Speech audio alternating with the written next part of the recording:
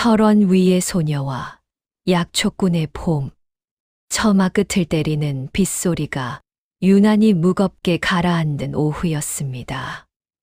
마을 가장 낮은 곳, 낡은 기와 아래 한 소녀가 꼿꼿이 서 있습니다. 아련의 눈동자는 초점이 없으나 그녀의 고개는 소리가 태어나는 방향을 향해 미세하게 떨립니다. 속눈썹 위로 튄 물방울이 뺨을 타고 흘러내려도 닦아낼 생각조차 하지 않습니다. 마른 흙이 빗물을 머금으며 내뱉는 비릿하고도 포근한 향기가 코끝을 스칩니다. 아련은 숨을 깊게 들이마시며 세상의 입자가 바뀌는 순간을 온몸으로 읽어 내려갑니다. 보이지 않기에 더 선명해지는 세계. 손가락 끝이 허공을 더듬다 멈춘 그 찰나였습니다. 축축하게 젖은 진흙을 짓누르는 묵직한 발걸음 소리가 공기의 흐름을 깨뜨립니다. 낯선 그림자가 비 냄새를 가르며 다가와 아련의 곁에 멈춰섭니다. 지독한 침묵이 이어지자 아련의 어깨가 작게 움츠러듭니다. 이윽고 빗줄기를 뚫고 낮게 깔린 거친 음성이 툭 떨어집니다. 젖었네. 그의 세계는 늘 산등성이에 걸린 낮은 구름처럼 회색빛이었습니다. 어릴 적 부모를 잃었던 그날의 공기를 그는 여전히 기억합니다. 사정은 가물가물합니다.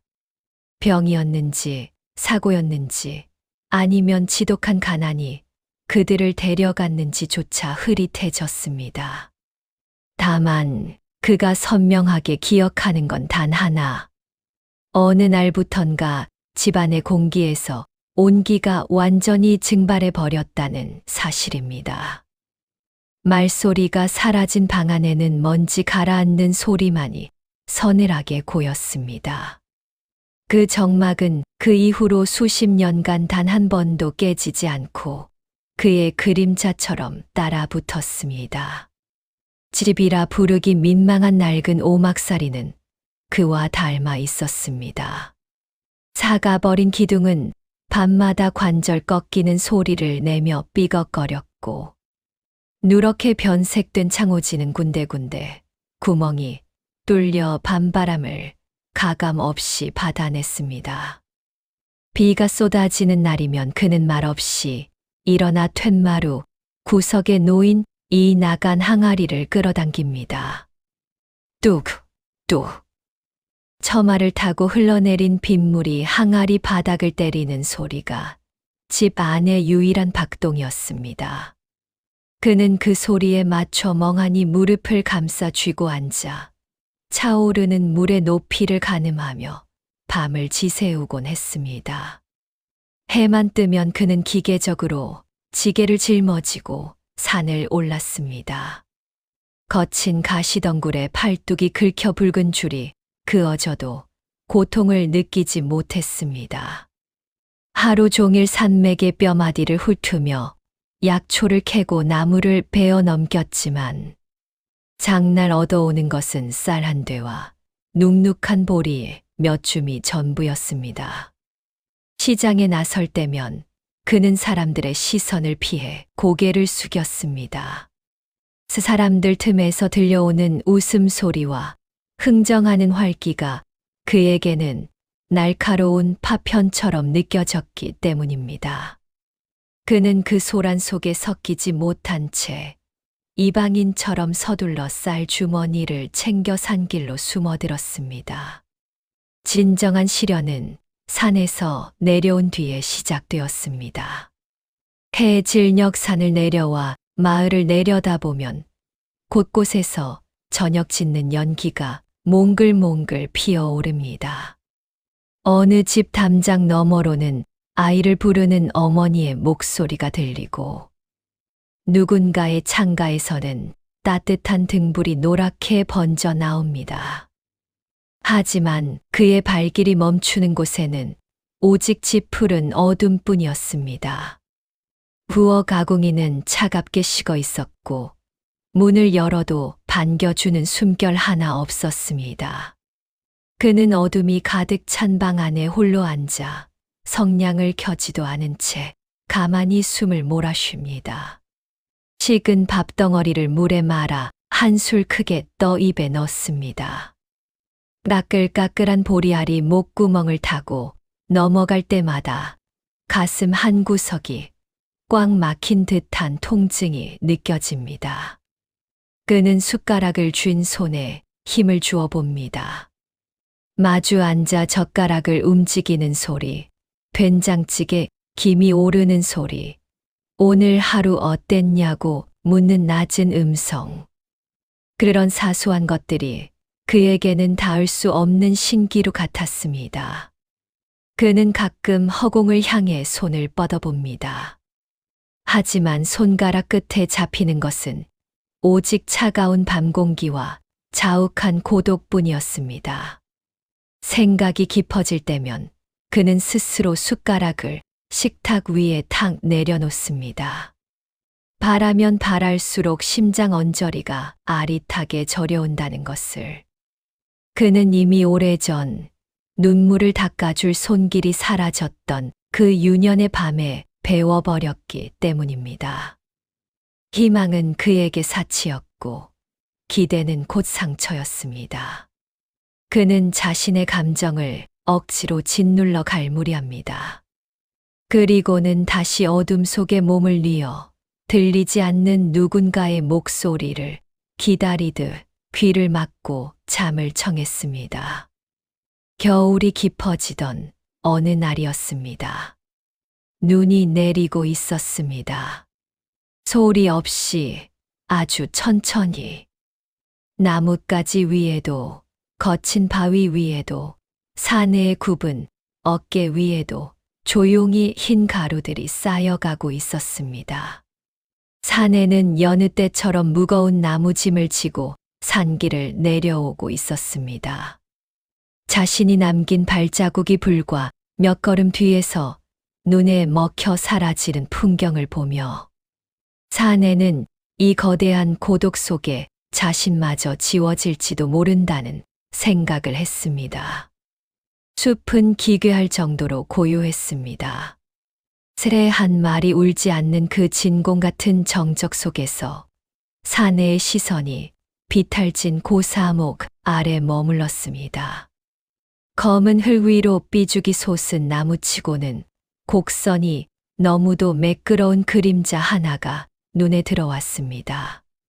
처음에는 바람에 꺾여 쓰러진 어린 나무인 줄로만 알았습니다. 허리를 숙여 가까이 다가갔을 때 사내의 가슴이 덜컥 내려앉았습니다. 사람이었습니다. 얇은 무명옷 한 장만 걸친 채 얼음장 같은 눈 위에 그대로 누워있는 여인이었습니다. 눈발에 젖은 머리카락이 뺨에 달라붙어 있었고 가지런히 모은 두 손은 핏기 하나 없이 새하얗게 굳어 있었습니다. 보랏빛으로 변해버린 입술은 이미 숨을 멈춘 듯 고요했습니다. 사내는 한참을 그 자리에 박힌 듯 서 있었습니다. 자신 한 몸 건사하기에도 벅찬 좁은 단칸 방, 내일 아침이면 바닥날 쌀독의 바닥이 눈앞을 스쳤습니다. 이 여인이 누구인지 어디서 왔는지 알 길도 없었으며 데려간들 줄 수 있는 것이라곤 틈새로 황소바람이 들이치는 낡은 구들장뿐이었습니다. 그는 몇 번이나 주먹을 쥐었다 펴며 갈등했습니다. 하지만 사내는 결심한 듯 손에 쥐고 있던 무거운 도끼를 눈바닥에 툭 내려놓았습니다.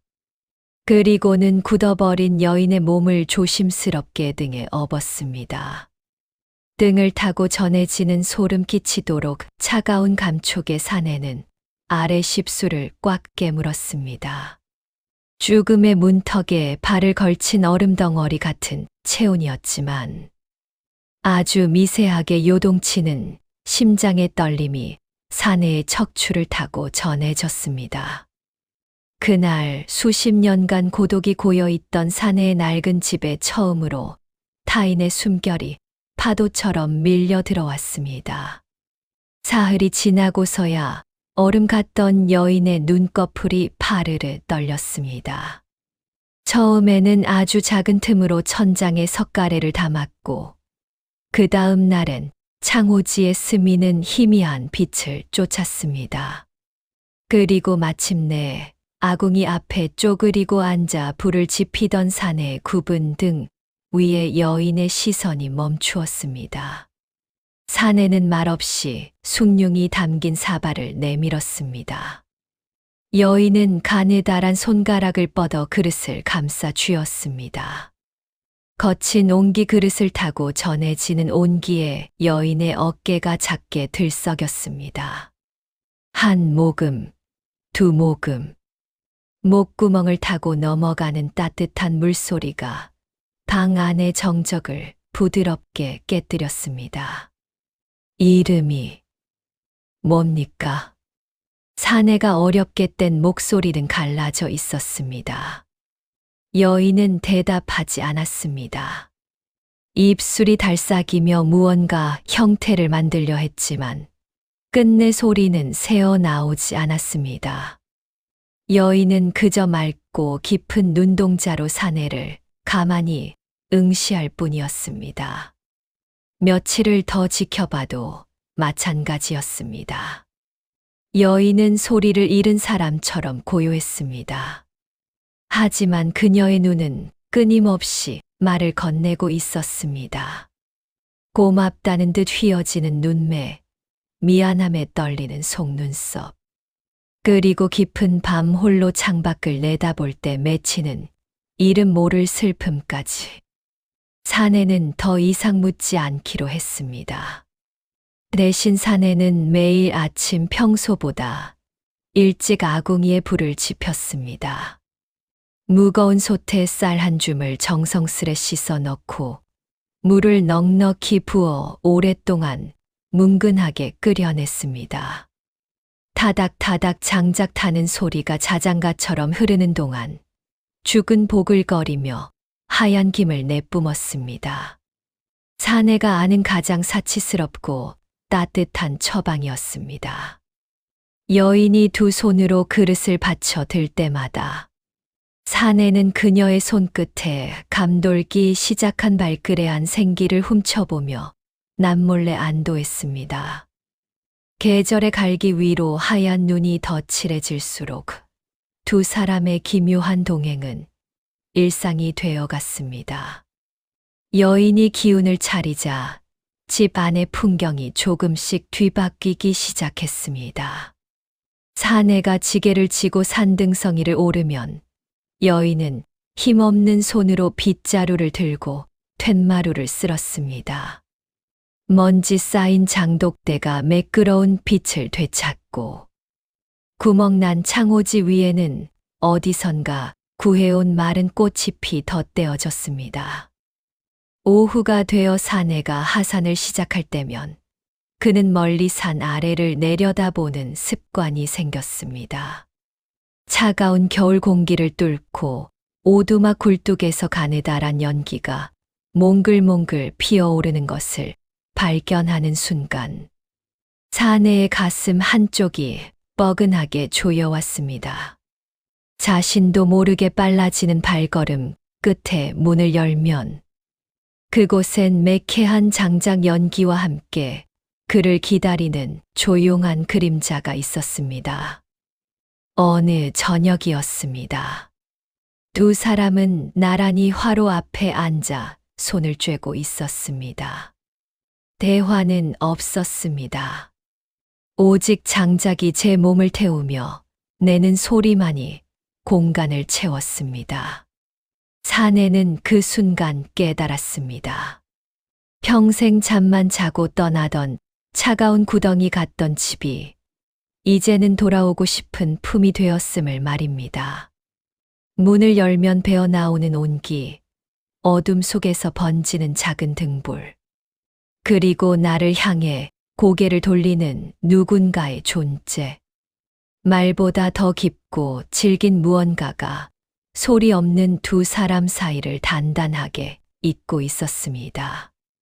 평온하던 수면의 돌덩이가 던져진 건 여인이 머문 지 한 달쯤 지났을 때였습니다. 장을 보기 위해 내려간 마을 입구에서 낯익은 얼굴 하나가 사내의 앞을 막아섰습니다. 요즘 자네 집에 누가 있다고들 하던데 임자 없는 여우라도 홀린 건가? 사내는 대답하지 않았습니다. 대신 지게끈을 고쳐 매며 시선을 바닥으로 떨구었습니다.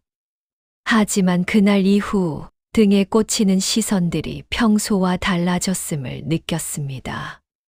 시장통을 지날 때마다 등 뒤에서 낮게 깔리는 수군거림이 장날의 소음보다 더 선명하게 귓가를 파고들었습니다. 사람들의 눈동자 속에는 호기심을 넘어선 불쾌한 경계심이 일렁이고 있었습니다. 며칠 후 마을 어른 하나가 산비탈을 올라 사내의 집 마당까지 찾아왔습니다. 그는 큼큼대며 낡은 오두막을 훑어보더니 곰방대를 휘두르며 엄한 목소리를 냈습니다. 근본도 모르는 여인을 이 깊은 산중에 들이다니 마을 망신이야. 신원도 불분명한 일을 거두는 건 화를 부르는 법이지. 있을 수 없는 일이야. 사내는 그저 마당 귀퉁이에 서서 묵묵히 그 소리를 받아냈습니다. 손가락 끝이 바르르 떨렸지만 입술은 굳게 닫혀 있었습니다. 그날 밤 사내는 화로 앞에 앉아 다 들어가는 숯불을 아주 오래도록 바라보았습니다. 여인에게 떠나달라 말해야 하는 걸까? 이 얇은 옷자락을 걸친 여인이 소리도 내지 못하는 이 가녀린 존재가 대체 어디로 갈 수 있단 말인가? 눈 덮인 산길을 헤매던 그 하얀 손이 다시 얼어붙을 것을 생각하자 가슴 속 깊은 곳에서 뜨거운 무언가가 울컥 치밀어 올랐습니다.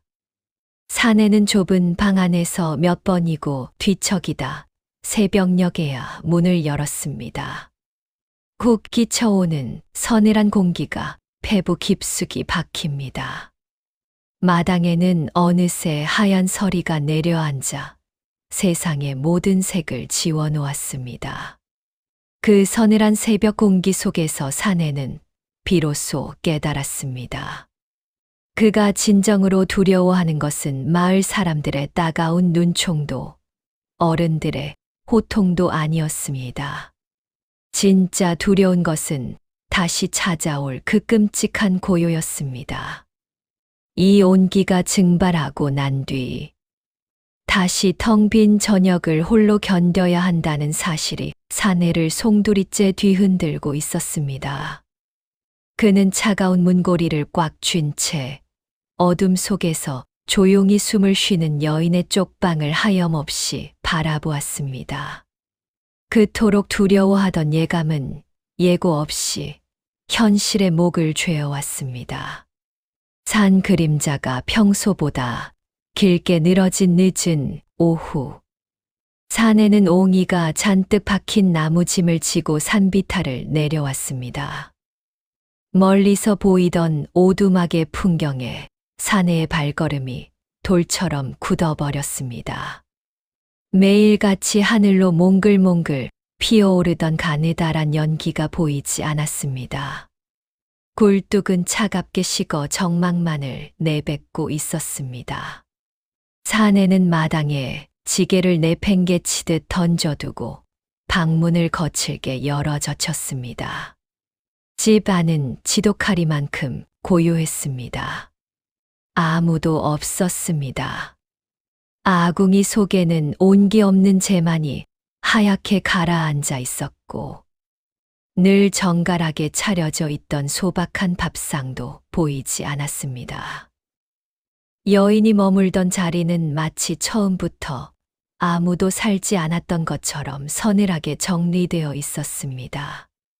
먼지 하나 앉지 않은 빈자리만이 사내를 비웃듯 덩그러니 놓여 있었습니다. 사내는 한동안 문지방을 붙잡은 채 그 자리에 붙박였습니다. 자신이 서 있다는 사실조차 망각한 채 초점 없는 눈으로 텅 빈 방 안의 공기만을 응시했습니다. 손에 쥐고 있던 낡은 도끼가 힘없이 바닥으로 떨어지며 둔탁한 금소금을 냈습니다. 발등을 찍을 듯 아슬하게 비껴갔지만 사내는 미동도 하지 않았습니다. 몸 안의 모든 감각이 일시에 마비된 듯 했습니다. 얼마나 지났을까? 사내는 유령처럼 방 안을 서성이다 창가에 멈춰 섰습니다. 여인이 거친 손마디로 정성스레 꽂아두었던 마른 꽃가지 하나가 작은 병에 담겨 있었습니다. 오직 그것만이 이곳에 온기가 머물렀음을 증명하는 마지막 흔적이었습니다. 사내의 눈동자가 파르르 떨리기 시작했습니다. 이윽고 굵은 눈물방울이 툭 하고 바닥 위로 떨어졌습니다. 그는 울음을 삼키려 하지 않았습니다. 소매를 들어 거칠게 닦아낼 생각조차 하지 못한 채 두 팔을 축 늘어뜨린 채로 그저 서 있었습니다. 뺨을 타고 흘러내린 눈물이 턱끝에 맺혔다. 옷깃을 적시는 동안에도 사내는 소리 하나 내지 않았습니다. 입술을 지식이며 터져 나오려는 오열을 온몸으로 받아낼 뿐이었습니다. 그 처절한 정막 속에서 사내는 비로소 마주했습니다. 자신이 평생을 바쳐 견뎌온 외로움이 얼마나 거대했는지, 그리고 잠시 머물다 간 그 소박한 불빛이 자신의 생에 얼마나 눈부신 기적이었는지를. 아무것도 남지 않은 텅 빈 방에서 사내는 처음으로 자신이 진정 무엇을 잃었는지 처절하게 깨닫고 있었습니다. 다음 날 새벽 사내는 뜬 눈으로 지새운 밤을 뒤로하고 다시 산으로 향했습니다. 무거운 지게도 날선 도끼도 챙기지 않은 빈손이었습니다. 그의 발걸음이 닿은 곳은 처음 그녀를 발견했던 그 고사목 아래였습니다. 하늘에선 다시 눈이 내리고 있었습니다. 어제의 슬픔이 채 녹지도 않은 대지 위로 새하얀 눈송이들이 조용히 내려앉아 세상의 모든 상처를 덮어버리려는 듯 춤을 추었습니다. 그 자리에는 아무것도 없었습니다. 여인이 누워있던 흔적도, 사내가 도끼를 내려놓았던 자국도 이미 두꺼운 눈더미 아래 잠겨버린 뒤였습니다. 당연한 일이었습니다.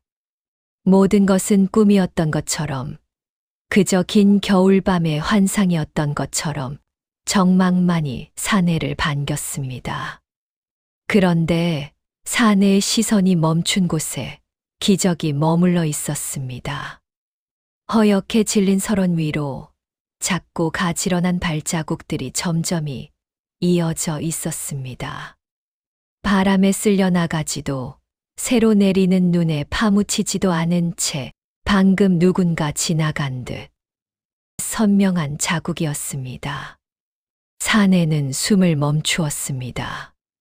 그것은 도망치는 이의 급한 발걸음도 떠나가는 이의 매정한 흔적도 아니었습니다. 마치 사내가 올 것을 미리 알고 남겨둔 이정표처럼 고사목 주위를 부드럽게 감싸 안고 있었습니다. 사내는 그 발자국 앞에 천천히 무릎을 꿇었습니다. 바지춤을 파고드는 차가운 눈의 감촉이 오히려 뜨거운 불길처럼 느껴졌습니다. 쏴. 숲을 가로지르는 바람이 한 차례 지나가자 나뭇가지에 위태롭게 얹혀있던 눈가루가 사내의 머리 위로 하얗게 쏟아져 내렸습니다. 그 찰나의 순간 사내는 알 수 있었습니다. 그녀는 영영 사라진 것이 아니었습니다. 소리내어 말하지 못했던 그녀는 자신의 체온과 눈빛, 그리고 이 선명한 발자국을 통해 사내의 텅 빈 생에 가장 귀한 것을 채워주고 갔습니다. 그것은 누군가를 기다리는 기쁨이었고, 누군가를 위해 아궁이를 지피는 마음이었으며, 홀로 남겨져도 결코 혼자가 아니라는 단단한 믿음이었습니다. 사내는 눈 위에 찍힌 작은 원을 손바닥으로 가만히 짚어보았습니다. 차가운 눈 속에서 역설적이게도 사내의 심장은 다시금 뜨겁게 박동하기 시작했습니다. 겨울에 완강했던 빗장이 풀리고 어느덧 산자락은 연한 초록빛 옷을 갈아입기 시작했습니다. 골짜기를 메웠던 얼음 덩어리들이 경쾌한 물소리를 내며 부서져 내리고 마른 나뭇가지 끝에는 연분홍색 생기가 몽글몽글 맺혔습니다. 아침 공기의 질감부터가 달라졌습니다. 날카롭게 폐부를 찌르던 서늘함 대신 젖은 흘내음과 풀, 비린내가 섞인 보드라운 바람이 오두막의 문틈을 간지럽혔습니다.